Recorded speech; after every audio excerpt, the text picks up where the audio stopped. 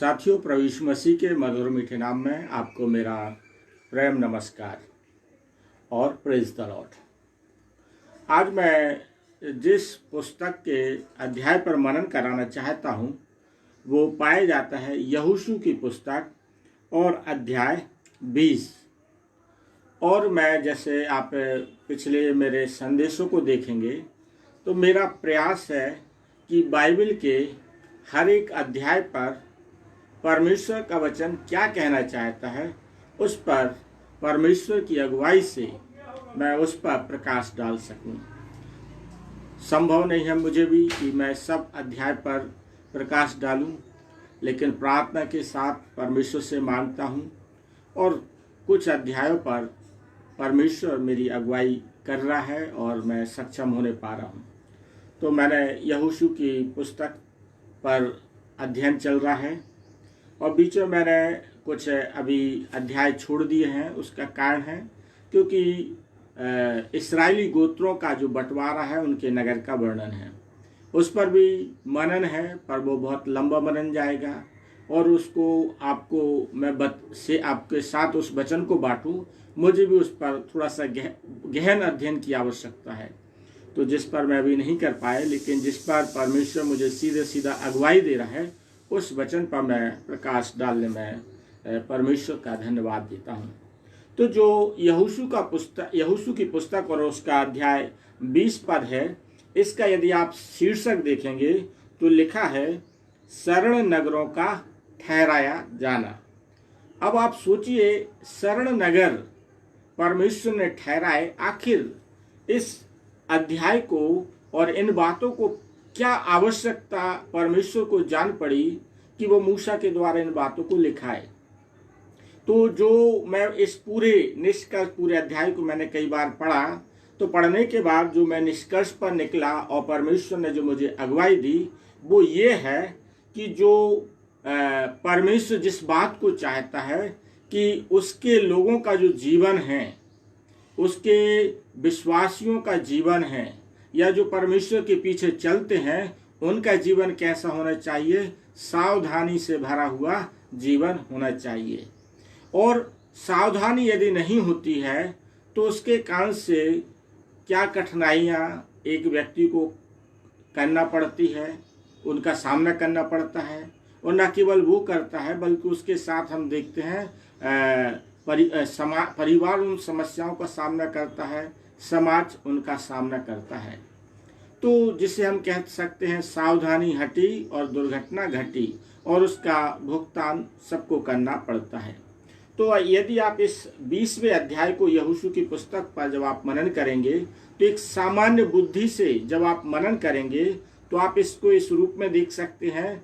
ये अध्याय एक परिवार को भी दर्शाता है और एक समाज को भी दर्शाता है, और पूरे विश्व स्तर पर आप जब इसको अध्ययन करेंगे तो आप पूरे विश्व स्तर पर क्या व्यवस्था लागू होना चाहिए ये उसको भी प्रदर्शित करता है।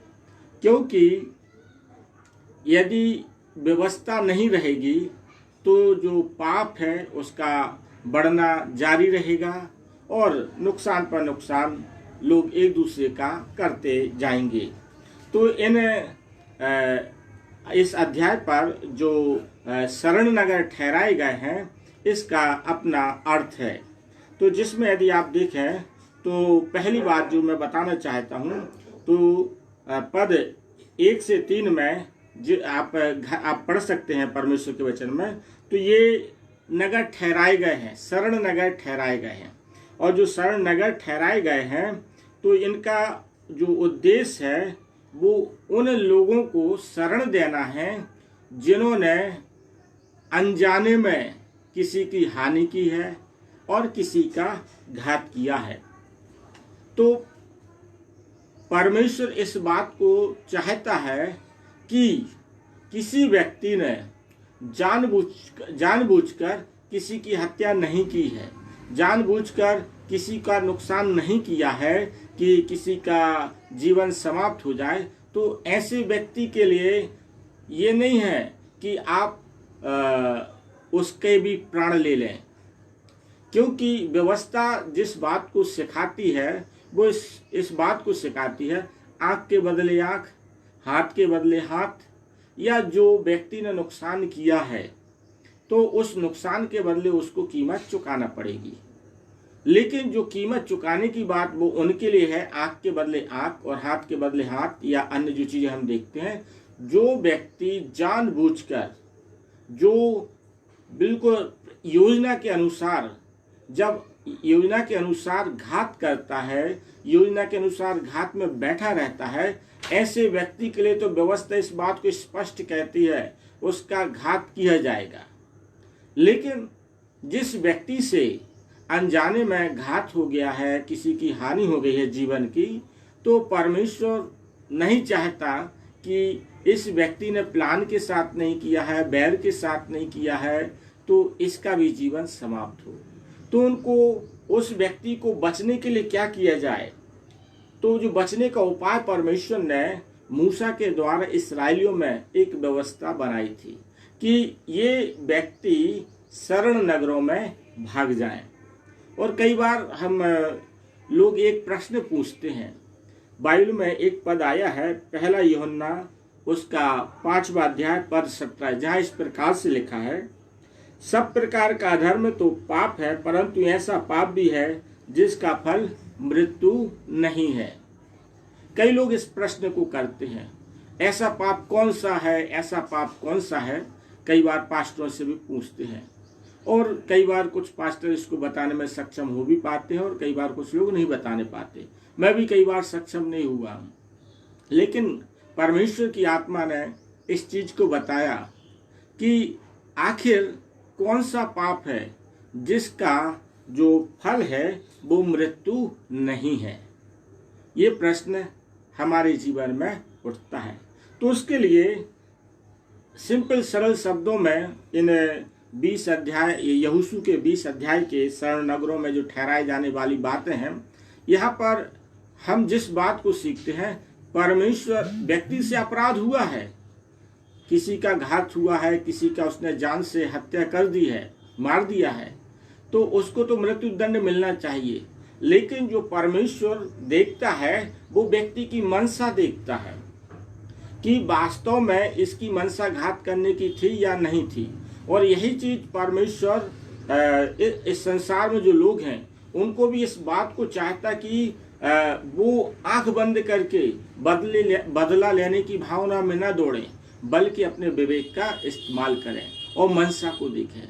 तो व्यक्ति जिस व्यक्ति से अनजाने में घात हुआ है उसका फल मृत्यु नहीं है।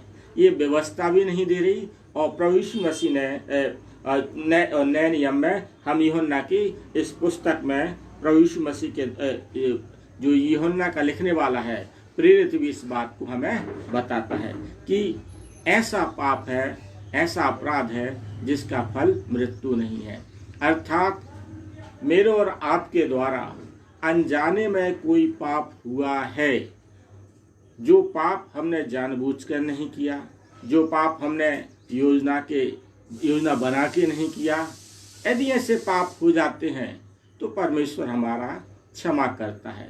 ये बात और है कि जब हमने पाप किया है उसका कुछ जो परिणाम होता है, जो प्रभाव है, वो देखने को मिलता है। वो प्रभाव यह भी लिखा है कि जिसने अपराध किया है, हत्या की है, उसे शरण नगर में रहना पड़ेगा और उसका एक समय है, तो उस समय तक वो उसका भुगतान करता है।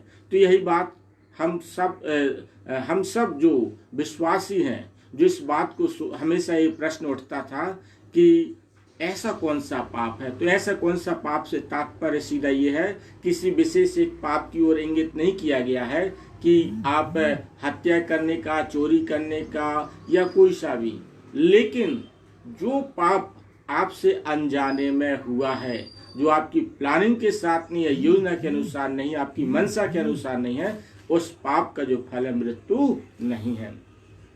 आप भारतीय न्यायालय में भी जाएंगे और पूरे विश्व स्तर के भी न्याय प्रक्रिया में जाएंगे तो न्याय प्रक्रिया में एक चीज बहुत अच्छी रीति से देखी जाती है कि जो अपराध हुआ है या जो घटना घटी है या चोरी हुई है या वारदात हुई है, इस वारदात होने के पीछे आखिर मनसा क्या है और उसका लाभार्थी कौन है, क्योंकि जो लाभार्थी है वो उसके द्वारा योजना बनाई गई है तो वो उसको दंड पाएगा, लेकिन जो अनजाने में हुआ है उस बात के लिए परमेश्वर कहता है ऐसा पाप है जिसका दंड मृत्यु नहीं है।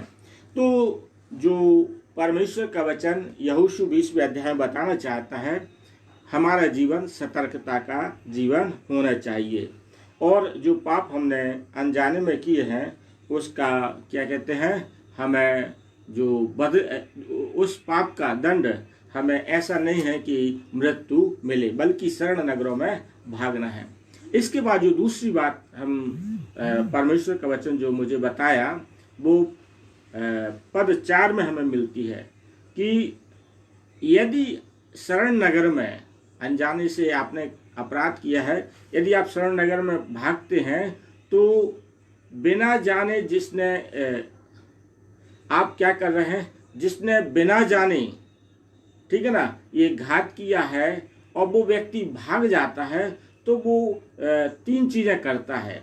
पहली चीज क्या करता है कि घात जिस परिवार का आपने हानि पहुंचाई है और जिस परिवार के व्यक्ति का आपने घात किया है वो व्यक्ति क्या है, क्रोध से भरा है और क्रोध से भरने के कारण से वो ना आव देखता है ना ताव देखता है और वो भी क्या करता है, नहीं इसने मेरे बच्चे को मार डाला है, इसने मेरे भाई की हत्या की, मेरे पिता की हत्या की, तो व्यक्ति वो इतनी जलन से भर जाएगा कि जलन से भर जाने के कारण से वो आपने तो अनजाने में उसके परिवार की हानि पहुंचाई है, लेकिन वो जानबूझ के वो प्लानिंग के साथ वो क्या करेगा, आप पर हाथ उठाएगा। तो परमेश्वर का वचन इस बात को चाहता है, जब आप उसके सामने से भाग जाएंगे तो ये क्या है, एक अपराध होने से आप रोक नहीं पाते हैं। एक दूसरा भयानक अपराध आपका अनजाने का अपराध है, लेकिन दूसरे का जानबूझकर किए जाने वाले अपराध को रोकते हैं। इसलिए प्रभु यीशु मसीह बड़े सरल शब्दों में मत्ती रचित सुसमाचार 5:39 में अपने चेलों को शिक्षा देते समय बोलते हैं। उनसे कहते, यीशु ने कहा बुरे का सामना ना करना। क्यों नहीं करना? क्योंकि बुरे का सामना आप करोगे, वो किस मूड में है, किस मनसा में है, और वो आपको घात कर देगा। तो प्रयास करिए आप उस चीज से हट जाएं। उस बुरे का सामना नहीं करेंगे तो आप सामने वाले का भी एक प्रकार से मदद करते हैं। और जो दूसरी बात है कि सामने वाले को जानबूझकर अपराध करने से आप रोकते हैं। और तीसरी बात कि जब आप शरण नगर में भाग जाते हैं तो जिस परिवार की हानि हुई है उसे एक अवसर मिल जाता है, उसे एक वो समय मिल जाता है कि वो मूल्यांकन कर सके, सब बातों की कल्पना कर सके, सब बातों के विषय में सोच सके। उसे एक बहुत अवसर मिलता है कि वो सारी चीज़ों की कल्पना करेगा कि आखिर वास्तव में घटना घटी तो कैसे घटी, मूल्यांकन करेगा, सोचेगा, कई एंगल से सोचेगा। उसे अवसर मिल जाता, उसे समय मिल जाता, तब वह क्या है, जो जानबूझकर अपराध करने से बचने पाता है। तो शरण नगर में घात करने वाले को जिसने अनजाने में किया उसे भागना है। तीसरी बात जो हमें देखने को मिलती है, ऐसा नहीं है कि जिसने अनजाने में घात किया है उसे परमेश्वर दंड देने की बात नहीं करता। उसका भी एक प्रकार का दंड देना ही है कि जब वो जिन शरण स्थान में, शरण नगरों में जा रहा है, वो उसके लिए आज की तारीख में हम इस रूप में कह सकते हैं कि खुली जेलें होती हैं, ठीक है ना, कि जहाँ पर वैसी पाबंदी तो नहीं होती है कि पूरी बाउंड्री वॉल बनी है, ठीक है ना, और पुलिस दिन रात आपको ऊपर आपके छाती पर बैठी हुई निगरानी करती है। एक खुली जेल होती है जहाँ पर आप उसके घेरे में रहते हैं और उनके निगरानी में और नियंत्रण में बने रहते, और आप उस खुली जेल में लोग कार्य करते। तो ये नगर वैसे ही थे, खुली जेल समझिए, कि जहाँ पर लोग जीवन जी सकते हैं, अपने कार्य कर सकते हैं, लेकिन ये परिवार के लोगों से नहीं मिल सकते। आज की तारीख में हम कह सकते हैं जैसे हम क्वारंटाइन में रह रहे हैं कि घर से हमें निकलने के लिए पाबंदी है। ये यदि कोई व्यक्ति कोरोना पॉजिटिव व्यक्ति के संपर्क में आता है तो शासन उसे क्या कर देता है, होम क्वारंटाइन कर देता है। उसे जेल नहीं है, परंतु वो निगरानी में बना है, क्योंकि इस व्यक्ति के एक प्रकार से इस व्यक्ति ने उस व्यक्ति के संपर्क में आया है जो कोरोना पॉजिटिव था। अब वो पॉजिटिव व्यक्ति ये किसी दूसरे को और पॉजिटिव करे और दूसरे को और प्रभावित करे, उसकी एक रोकथाम का एक उपाय है। उसी प्रकार से शरण नगर उस समय ये उसी टाइप का क्वारंटाइन का शरण नगर थे कि इस व्यक्ति के द्वारा अपराध हुए हैं, लेकिन इस व्यक्ति के संपर्क में जिस परिवार का नुकसान हुआ है वो उनके संपर्क में आएगा, वो इसके लिए क्या कर देगा, जानबूझ के हत्या कर देगा। तो एक प्रकार से बड़ी जानबूझकर किए जाने वाले पाप होने पाएंगे। तो परमेश्वर इन सब पर रोक चाहता है। परमेश्वर नहीं चाहता कि जो लोग हैं वो उनकी हानि हो। परमेश्वर एक सिंगल जीवन की भी हानि नहीं चाहता कि किसी के भी प्राण, एक व्यक्ति दूसरे व्यक्ति के प्राण ले, क्योंकि जीवन देने का अधिकार परमेश्वर को है और जीवन को लेने का भी जो अधिकार है वो परमेश्वर को है, और इस संसार में किसी को ये अधिकार नहीं है। यहाँ तक कि न्यायालय भी अपने जब किसी को मृत्युदंड सुनाते हैं वो बहुत सोच समझ के कई प्रकार से, कई दृष्टिकोण से, कई विचार विमर्श करने के बाद फैसला लेते हैं किसी को मृत्युदंड देने का। तो क्योंकि ये परमेश्वर का एक स्ट्रिक्ट है कि जीवन देने का और जीवन को लेने का अधिकार केवल परमेश्वर को है। तो जो ये अध्याय है जिस बात को सिखाता है, आप अपना जीवन सतर्कता से जीजिए और दूसरों के भी जीवन को सुरक्षित करिए। आप अपने जीवन को हानि होने से बचाइए और दूसरे के भी जीवन को हानि होने से बचाना है। तो ये अध्याय जो हमारा ध्यान आकर्षित करता है वो इस बात की ओर आकर्षित करता है कि हमारा संपूर्ण जीवन सावधानी पूर्वक जीवन होना चाहिए। आप इस रूप में नहीं टल सकते कि कल के दिन आप प्रार्थना करेंगे, प्रभु मैंने अनजाने में जो पाप किए हैं उन्हें क्षमा कर दे। पाप तो परमेश्वर आपने जो अनजाने में किए आपके क्षमा मांगने से क्षमा तो कर देगा, लेकिन उसका जो प्रभाव होता है वो आपको जीवन में पड़ा रहेगा। उदाहरण के लिए मान लीजिए आप कहीं से गिरे और आपके हाथ की हड्डी टूट गई। आप डॉक्टर के पास जाते, प्लास्टर लगता है, हड्डी जुड़ जाती है, लेकिन उसका एक प्रभाव जीवन भर बना रहता है कि वो हाथ क्या रहता है, कमजोर रहता है। आप हमेशा जब भी कोई वजन की चीज उठाते हैं तो आप इस हाथ से ना उठाकर आप इस हाथ का सहारा लेते। क्यों? आपके दिमाग में सेट है मेरा हाथ टूट गया था, जिस पर प्लास्टर लगने से हाथ जुड़ गया है, लेकिन ये क्या हो गया है, कमजोर हो गया। तो परमेश्वर नहीं चाहता है आप ऐसे पाप करें।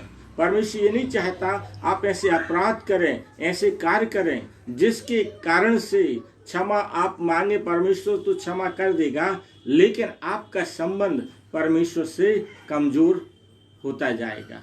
तो परमेश्वर नहीं चाहता है कि आपका संबंध परमेश्वर से कमजोर हो, या फिर परमेश्वर जब भी आप पर दृष्टि डाले तो परमेश्वर को लगे ये तो बार बार बस एक ही काम करता है, क्षमा मांगने में लगा रहता है, लेकिन ये फिरता तो सच्चे मन से नहीं है। तो इससे क्या हमारा संबंध जो परमेश्वर से है वो कमजोर होता जाता है। तो परमेश्वर ये चाहता है हमारे जीवन में पाप हो ही ना, इसलिए अनजाने में ये घात करने वाले या पाप करने वाले व्यक्ति के लिए परमेश्वर ने शरण नगर का स्थान ठहराया, ताकि ये संदेश पूरे इस्राएलियों में बना रहे कि यदि आप अनजाने में भी करते हैं, यदि आप सावधानी हटाते हैं और बिना सावधानी हटा के यदि आपके द्वारा नुकसान होगा तो उसका भी दंड आपको शरण नगर में रहकर आपको चुकाना पड़ेगा। और लिखा है जब तक उस